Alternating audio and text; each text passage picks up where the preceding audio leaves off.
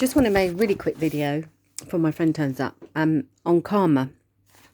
And this is taken, it's a shame because I haven't got a mirror thingy. It's taken from this marvellous book called Homoeopathy and Human Evolution by Martin Miles.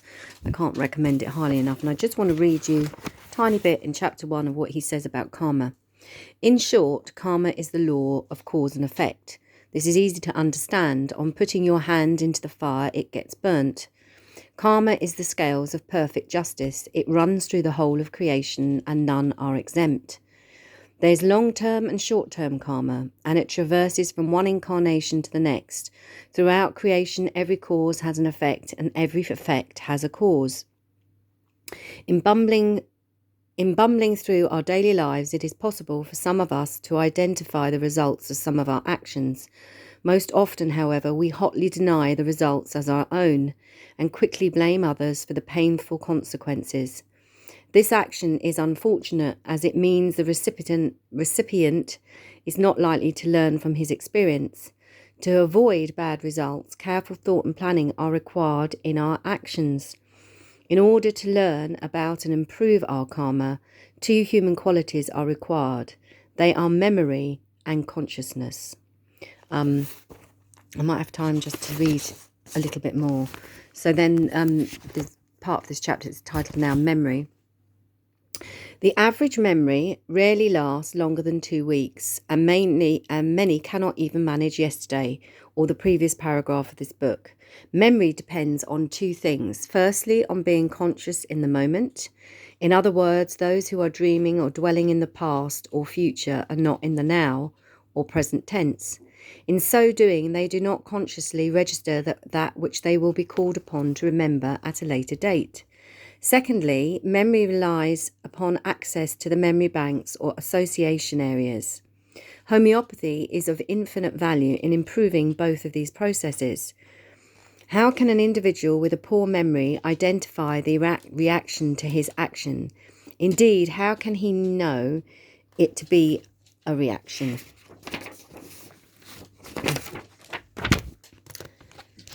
He may lament, and lament is a very amazing word because it also spells mental. And to lament is to feel sadness, etc., etc. And I think that's what to be mental actually is. And it's about journey and what we're really feeling. And that those feelings are real and need to be expressed and or explored. Sorry, so I digest. So he may lament his karma if he has heard of such, but he will be unable to gain anything further. Who can remember what they were doing on this date a year ago or 10 years ago? As far past incarnations, it is not a surprise that this reality is doubted, because who can remember them? And yet both good and bad results spill over into this life as the consequences of deeds done in past lives. Once this idea is fully grasped, people will take much more care over their choice of activity. There is one more aspect of memory to be borne in mind. If you stir up the murky waters of your emotions, the memory will be destroyed. Such activity clouds the mind and thought, and memory fades. Homoeopathic practitioners may observe this amongst their patients, that is to say, as long as they do not indulge in it too much themselves, for being so involved they would fail to recognise it in another. Will the reader have concentrated sufficiently on what is read in order to recall it at a later date? Will the homeopathic practitioner be sufficiently in the present tense to assimilate and remember the very substance of her patient? I'll read a little bit more. Consciousness. Consciousness is that vital ingredient that humanity has, and which the animal and vegetable kingdoms do not have. It is awareness, and it extends to all that which we experience both inside and outside of ourselves. We may be conscious of everything that we see and feel, but we are also conscious once of we were also conscious once of something else. Before our present incarnation, the all-enduring spirit laid down the rough outlines of the path that we would travel. This will have been long forgotten by most of us. The spirit's descent and crucifixion upon the cross of matter usually amounts to being plunged into the overwhelming darkness of the earthly life. The contact with the spirit is lost, and many are drowned in the sea of materialism, unaware of why they came here in the first place. They follow a lifestyle they were not intended to, and the personality and little ego dictate the worldly pursuit of ambition, avarice, and power over others. The spirit, though, is well aware of its The spirit, though, is well aware of what it ultimately wants, and let it be said now that the spirit will have its way, however long it may take.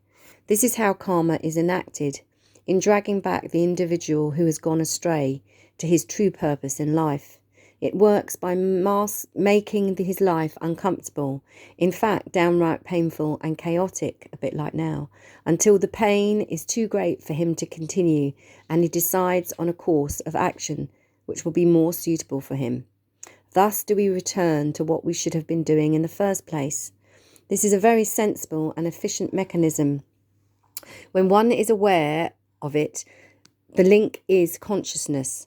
Had the man the consciousness to know enough about himself and his true line of activity, the painful experience would not have been necessary. When we have developed consciousness sufficiently, man will no longer require karma to keep us to our purpose. The trends that flow through our lives are often karmic. When we say that someone is lucky because a certain situation tends to repeat itself in their lives, for example, they continually find a harmonious environment to live in, is unlucky. This is karma in action. The same is true when we say that someone is unlucky for continually having bad experiences. In reality, there are no such things as luck, coincidence, or victims. They do not exist except in language as a product of misunderstanding. Our ability to choose, free will, is limited by karma. This is because we must primarily learn to serve the spirit. As we begin to more fully serve the spirit, our life falls into a state of greater harmony and happiness. We must learn to perceive our purpose in life, the purpose of our unfolding spirit. Instead, we spend our lives chasing trivia. The first step to finding our purpose is to concentrate on the job in hand, the present tense, because that is where we are now and is the consequence of what one is. It's a marvellous book, and I think if people like this, I'm going to carry on reading sections of it because I think it's phenomenally eye-opening in lots of ways. And homeopathy again is amazing. It's like curing like. He explains very much in his book, and it's marvellous. So I would suggest that if you're interested in that sort of thing, maybe to get the book. But I will carry on doing reading sections on it. I hope you enjoyed that. And again, it was Homeopathy and Human Evolution by Martin Miles. Thanks, God and light and love be with you.